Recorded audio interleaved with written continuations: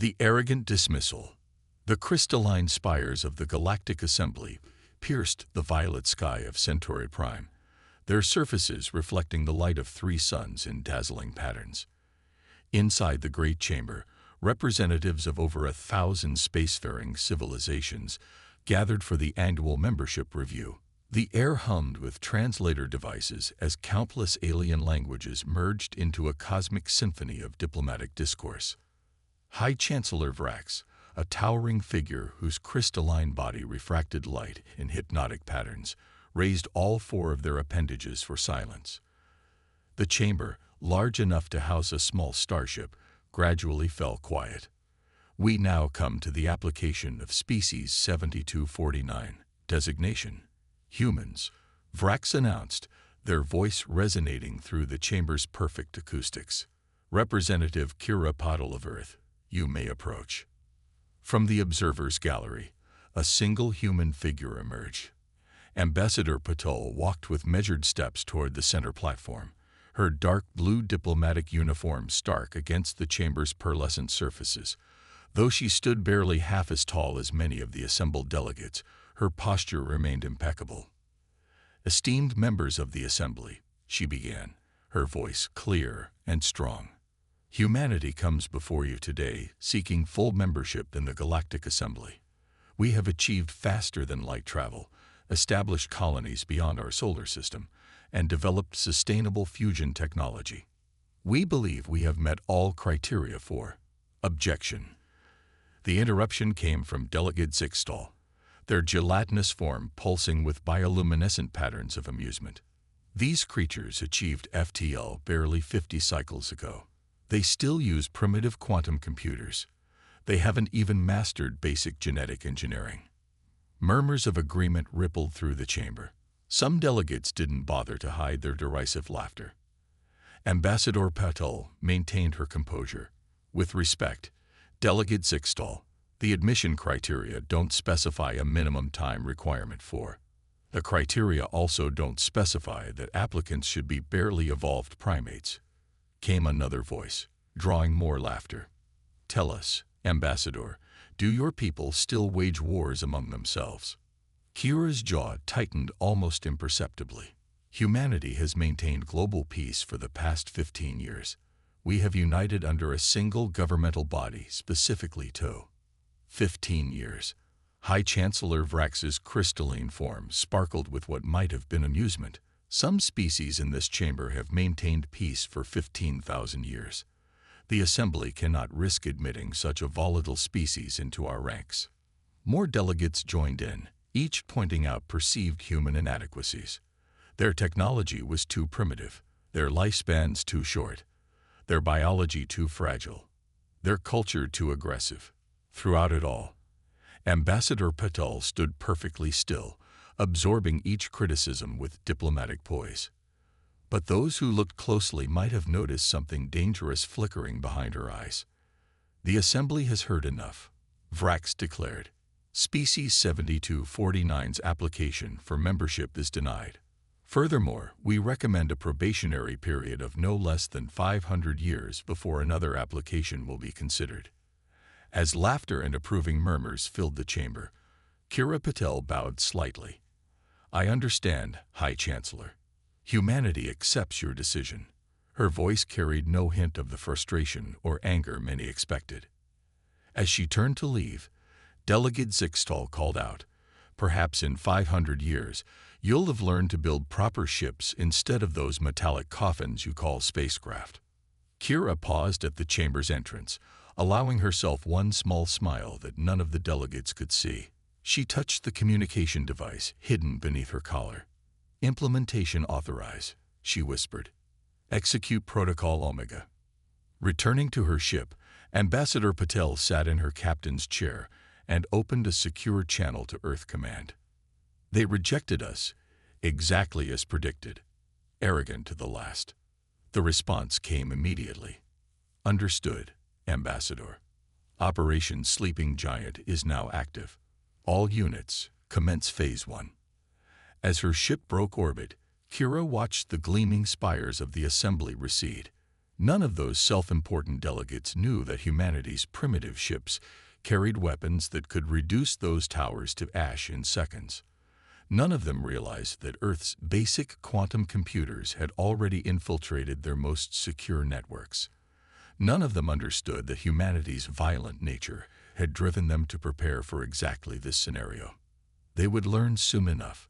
Humanity had spent the last 50 years not just advancing their technology, but deliberately hiding their true capabilities. The Assembly's dismissal today wasn't a setback. It was the trigger they'd been waiting for. The galaxy had mistaken patience for weakness. They had confused preparation for primitiveness. As her ship entered FTL, Kira allowed herself a broader smile. The Assembly would soon discover just how advanced humanity's primitive technology really was. The war would be over before most of them realized it had begun. Shadow operations.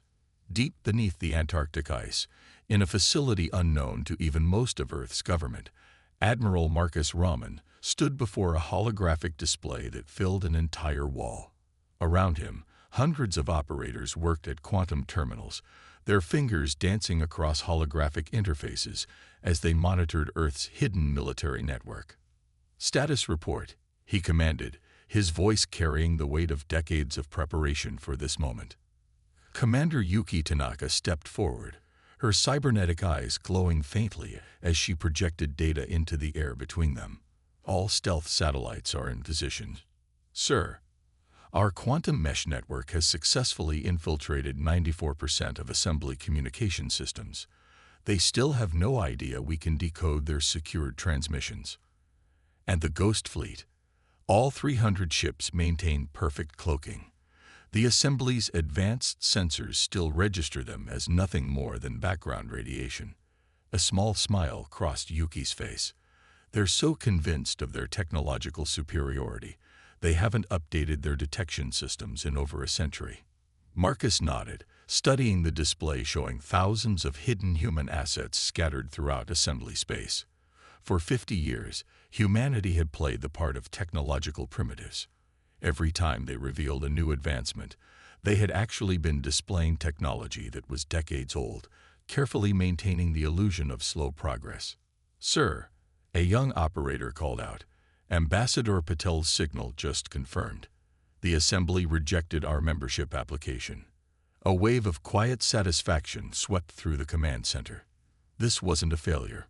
It was the final prerequisite for launching their true operation. "Very well," Marcus said, his voice carrying to every corner of the facility. "Initiate Phase 1. Lieutenant Jackson, activate the quantum disruptors." At a nearby station, Lieutenant Raj Jackson's fingers flew across his interface. Disruptors powering up. Target locks confirmed on all major Assembly communication hubs. Across Assembly space, seemingly innocuous human merchant vessels suddenly activated hidden systems. The Assembly's quantum communication network, the pride of their civilization, was about to experience something they thought impossible. "Disruptors at full power," Raj reported, awaiting final authorization.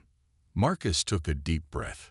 Humanity had spent half a century preparing for this moment, developing technologies in secret while presenting a carefully crafted image of primitive development to the galaxy.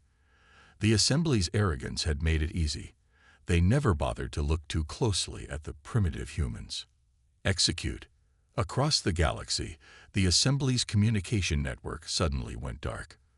Their quantum entanglement systems, believed to be unhackable, failed simultaneously. Panic spread through their ranks as they discovered their backup systems were equally unresponsive. In the Antarctic Command Center, Marcus watched with satisfaction as reports flooded in. "Phase 1 successful," Yuki announced. "Assembly communications are completely dark. Their encryption keys have been compromised. We have full access to their entire network." "Begin Phase 2, Marcus ordered. "Deploy the Ghost Fleet." Throughout Assembly space, human ships seemingly appeared from nowhere. The vessels, utilizing technology that the Assembly had deemed impossible for primitives to develop, emerged from their quantum cloaking fields. Each ship was a masterpiece of human engineering, incorporating developments that had been kept secret for decades. Sir, Yuki reported, assembly defense forces are attempting to respond, but their targeting systems can't lock onto our ships. Their weapons, she paused, allowing herself a small smile. They're still using directed energy weapons. They never bothered to develop our quantum cascade technology because they thought their current systems were perfect. Marcus watched as the Assembly's mighty defense fleet found itself completely outmatched by ships they had dismissed as primitive just hours earlier. The metallic coffins they had mocked were cutting through their defenses like paper. Message from Earth Command, Raj announced. Operation Sleeping Giant is fully activated. All colonial defense forces report ready. The Quantum Gate network is charging. This was humanity's greatest secret, a network of artificial wormholes that would allow them to strike anywhere in assembly space instantly. While the assembly had focused on incremental improvements to their existing FTL technology, humanity had quietly developed something far more advanced. Sir, Yuki said, her cybernetic eyes flashing, we're detecting multiple assembly emergency broadcasts. Their leadership is attempting to convene an emergency session. Should we block their communications? Marcus considered for a moment. No. Let them gather. Let them see exactly what they've awakened. Humanity spent 50 years preparing for this moment. I want them to understand just how completely they underestimated us. On his command interface, a message flashed from Ambassador Patel. Assembly leadership in chaos. Proceeding with Diplomatic Initiative Alpha. Recommend full demonstration of capabilities. Acknowledged, Marcus replied. Ghost Fleet assuming optimal positions.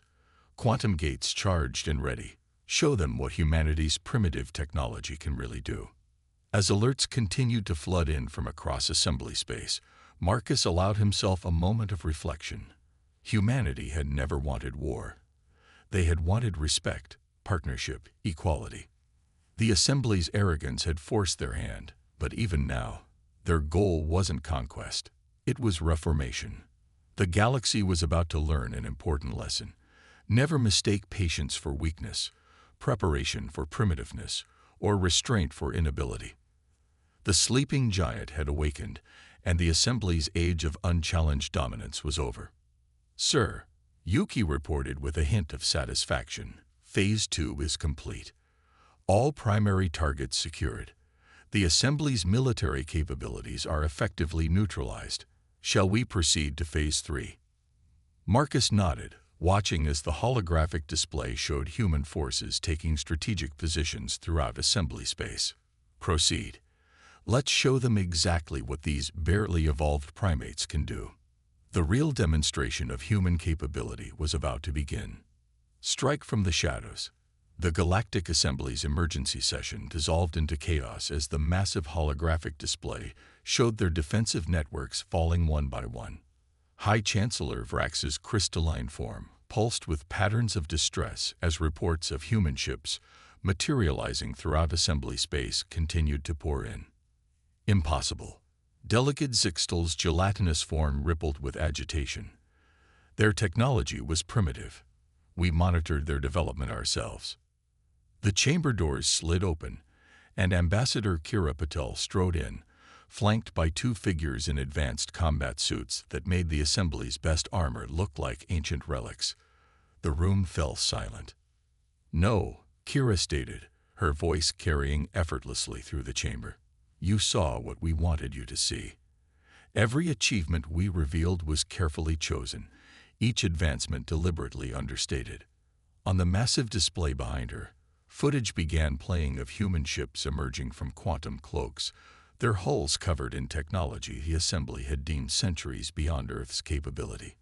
Assembly defensive stations, beleaguered impregnable, were being systematically disabled by weapons that shouldn't have existed. While you laughed at our metallic coffins, Kira continued, we were developing quantum phase technology that makes your ship's hulls as effective as tissue paper. While you mocked our basic computers, we were creating AI systems that crack your unhackable networks in microseconds. In orbit above the assembly homeworld, the true extent of human military power was becoming clear. The Ghost Fleet's vessels, each one a masterpiece of hidden technological advancement, moved with impossible precision.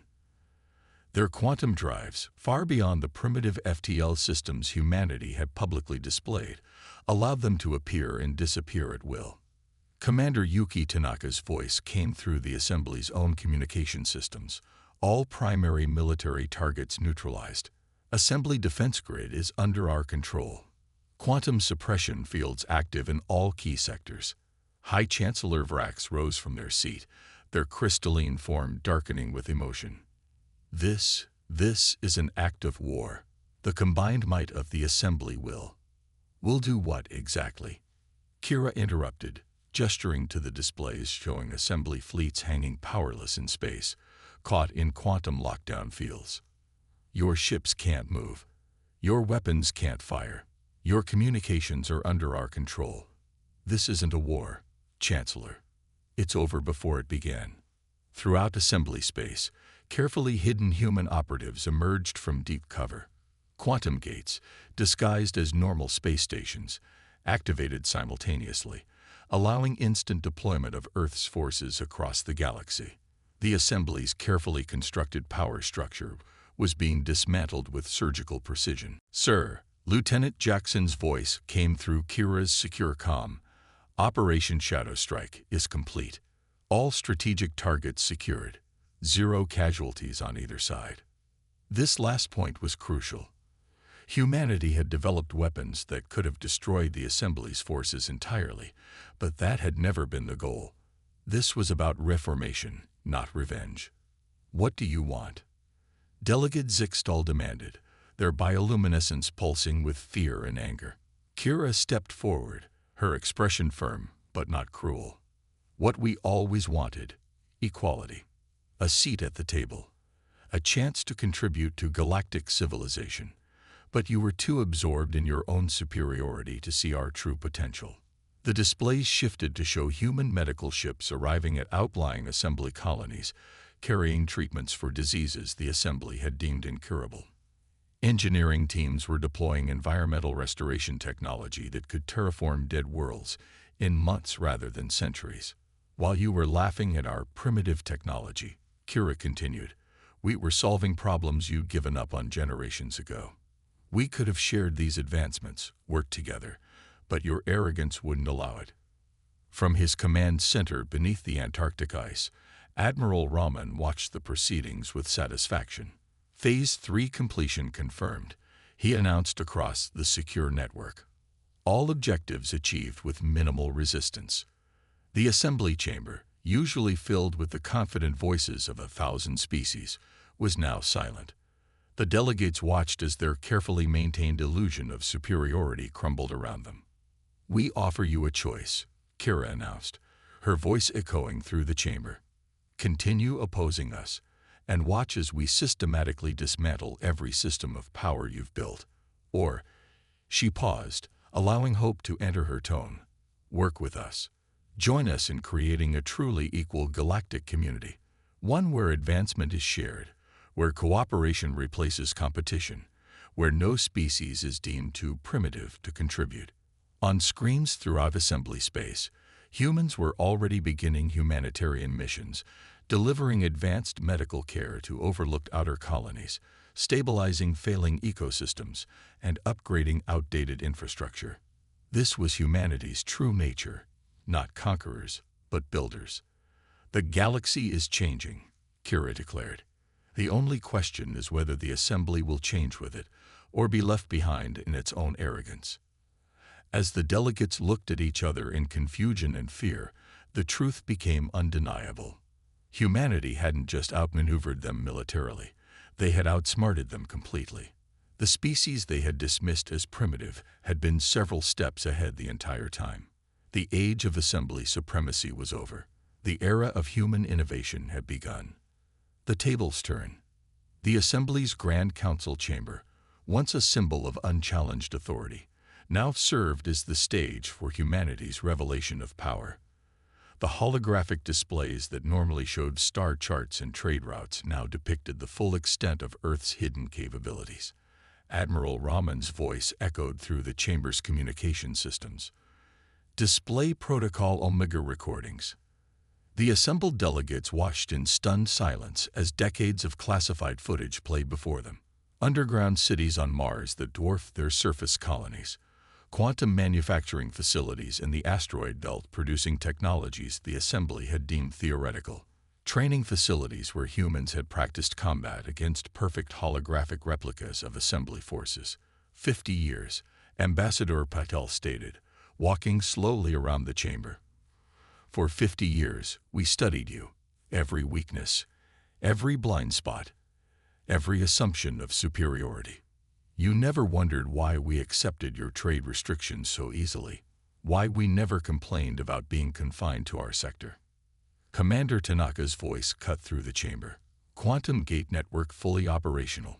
All Assembly military installations are now under Earth control. Their entire defense grid has been integrated into our command systems. High Chancellor Vrax's crystalline form dulled with resignation. How? How did you hide all of this? Kira allowed herself a small smile. You made it easy. Your belief in your own superiority was so absolute, you never bothered to look closely at the primitive humans, your surveillance systems. We've been feeding them false data for decades. Those routine scans of our ships. They saw exactly what we wanted them to see. The displays shifted to show massive structures emerging from quantum cloaking fields throughout human space, shipyards, research stations, and defense platforms that had been invisible to Assembly sensors for years. In orbit, the Ghost Fleet's true capabilities were becoming apparent. Ships that the Assembly had mocked as primitive revealed metamaterial hulls that could phase through solid matter. Weapon systems that rewrote the laws of physics. Defense screens that made their vessels virtually invulnerable. Delegate Sixtal. Kira addressed the gelatinous being who had been among their loudest critics. Remember when you said our ships looked like metallic coffins? Would you like to know what those primitive vessels can really do? On command, a human corvette demonstrated its phase drive, passing harmlessly through an Assembly battle cruiser before rematerializing. The Assembly delegates watched in horror as their most powerful weapons dissipated harmlessly against human shields. But here's what you never understood, Kira continued, her voice softening. We didn't develop these technologies for conquest. Everything we created, every advancement, every breakthrough, was designed to protect and preserve life. The displays shifted again, showing human medical ships arriving at plague-stricken Assembly colonies, delivering cures that Assembly scientists had deemed impossible. Engineering teams deployed environmental restoration technology that could heal damaged ecosystems in days rather than centuries. Even now, Admiral Rahman's voice resonated through the chamber. Our forces are delivering aid to your outer colonies. Worlds you abandoned as economically unfeasible are being restored. Diseases you declared incurable are being eliminated. This was never about domination. It was about proving we deserved a place among you. The Assembly delegates watched as their carefully maintained hierarchy crumbled. Human ships were appearing throughout their space, not to conquer, but to help. Advanced medical facilities were being established on struggling colonies. Quantum communication relays were being upgraded, bringing instant connectivity to isolated worlds. The question now, Kira declared, is whether you can move past your prejudices. Can you accept that a species you dismissed as primitive might have something to teach you? Are you willing to learn? High Chancellor Vrax rose slowly, their crystalline form beginning to shimmer with new patterns. You could have destroyed us. Why didn't you? Because that's not who we are. Kira responded firmly. Humanity doesn't seek to rule the galaxy. We want to help build its future. A future where no species is judged by its age, where innovation isn't stifled by tradition, where cooperation replaces competition. Throughout Assembly space, human forces continued their systematic deployment of advanced technology. But instead of weapons, they brought medical supplies. Instead of conquest, they offered cooperation. The species that the Assembly had dismissed as violent primitives was showing them a better way. The old order is over, Kira announced. "The question is, will you help us build something better in its place?" As the delegates looked at each other, then back at the displays showing human ships helping their most desperate colonies, the truth became undeniable. The primitives they had mocked had become their salvation. The tables had turned, but humanity's response wasn't vengeance. It was compassion. New order. 1 month after humanity's revelation of power, the Galactic Assembly chamber had been transformed. Gone was the hierarchical arrangement that had placed superior species above others. Now representatives from all worlds sat as equals in a circular formation, with Earth's delegation positioned neither above nor below their galactic counterparts. Admiral Raman stood beside Ambassador Patil as they addressed the reformed assembly. The quantum displays around them showed the fruits of humanity's hidden labors. Dying worlds restored to life, incurable diseases eliminated, and poverty-stricken colonies transformed into thriving communities. In 30 days, Kira began, we have accomplished what the old assembly deemed impossible, not through force, but through cooperation, not through superiority, but through unity. Commander Tanaka's holographic presence flickered beside them, her cybernetic eyes scanning real-time data. Final reports confirmed. The quantum gate network is now fully integrated across all assembly space. Every world, regardless of status, now has access to instant transportation and communication. The delegates, once dismissive of human technology, now watched in amazement as their galaxy transformed. The primitive species they had mocked had unified their civilization more effectively in 1 month than the assembly had in 1,000 years. But this is only the beginning, Admiral Raman declared.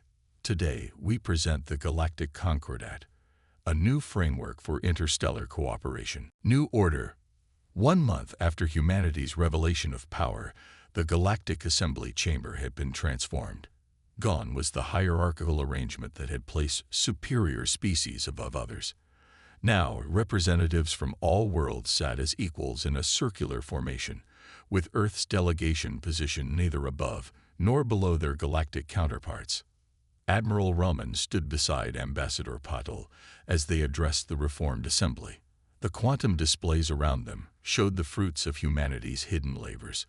Dying worlds restored to life, incurable diseases eliminated, and poverty-stricken colonies transformed into thriving communities. In 30 days, Kira began, we have accomplished what the old assembly deemed impossible, not through force, but through cooperation, not through superiority, but through unity. Commander Tanaka's holographic presence flickered beside them, her cybernetic eyes scanning real-time data. Final reports confirmed. The quantum gate network is now fully integrated across all assembly space. Every world, regardless of status, now has access to instant transportation and communication. The delegates, once dismissive of human technology, now watched in amazement as their galaxy transformed. The primitive species they had mocked had unified their civilization more effectively in 1 month than the assembly had in 1,000 years. But this is only the beginning, Admiral Raman declared. Today, we present the Galactic Concordat, a new framework for interstellar cooperation. The displays shifted to show ambitious projects that would have been impossible under the old regime. Massive Dyson swarms to provide unlimited energy to all worlds. Quantum consciousness transfer systems to preserve dying species. Environmental restoration technology that could revive dead worlds. High Chancellor Vrax, their crystalline form now shimmering with humility rather than arrogance, spoke up. These achievements, they demonstrate how deeply we erred in judging humanity. But why reveal everything now? Why not maintain your advantage? Kira smiled warmly. Because true strength isn't about maintaining power over others. It's about lifting everyone up together. Earth doesn't want subjects or servants. We want partners. Throughout assembly space, human ships continued their mission of transformation. But now they were joined by vessels from other species, learning and implementing Earth's advanced technologies. The Ghost Fleet, once a symbol of hidden power, now served as a teaching tool for a new generation of joint human alien crews. Quantum integration complete. Lieutenant Jackson reported from Earth Command. All assembly worlds now have full access to our medical and technological database. Distribution of advanced systems proceeding according to schedule. The delegates watched as their worlds were transformed. Colonies that had been struggling for centuries suddenly had access to unlimited clean energy. Species on the brink of extinction were being saved through advanced genetic restoration. The gap between core and outer worlds was disappearing as quantum technology eliminated distance as a barrier. But perhaps our most important contribution, Kira continued, isn't technological at all. It's a lesson about assumptions and arrogance, about looking past appearances to see true potential. The displays showed scenes from across the galaxy. Human scientists working alongside alien researchers, sharing knowledge freely. Former assembly elites learning from species they had once dismissed. Children of different species playing together in newly restored parklands. The old assembly failed because it was built on hierarchy and exclusion, Admiral Raman stated. The new Concordat will succeed because it's founded on equality and cooperation. Commander Tanaka's hologram nodded. Final statistics. In 1 month, poverty across assembly space has decreased by 60%. Disease rates have fallen by 75%. Interstellar travel is now accessible to 95% of all populations. High Chancellor Vrax rose, their crystalline form radiating new patterns of hope. I move to formally dissolve the Galactic Assembly and ratify the Concordat in its place. We have much to learn from Earth, not just about technology, but about leadership. The vote was unanimous. The age of hierarchy was over. A new era of galactic cooperation had begun. Remember this day, Kira declared to the chamber. Not as the day humanity proved its power, but as the day we all chose a better path forward, together. Throughout the galaxy, beings of all species celebrated as the news spread. The primitive humans hadn't come to conquer. They had come to unite. Their hidden strength hadn't been their advanced technology, but their vision of a truly equal galaxy. In the Antarctic Command Center, Admiral Raman watched the celebrations across 1,000 worlds. Operation Sleeping Giant is complete, he announced. But our real work is just beginning. Humanity had changed the galaxy not through force of arms, but through force of example. They had proven that true power lies not in domination, but in cooperation. Not in maintaining superiority, but in ensuring equality. The species that the Assembly had dismissed as primitive had become the architects of a new galactic order. One built not on fear and hierarchy, but on hope and unity.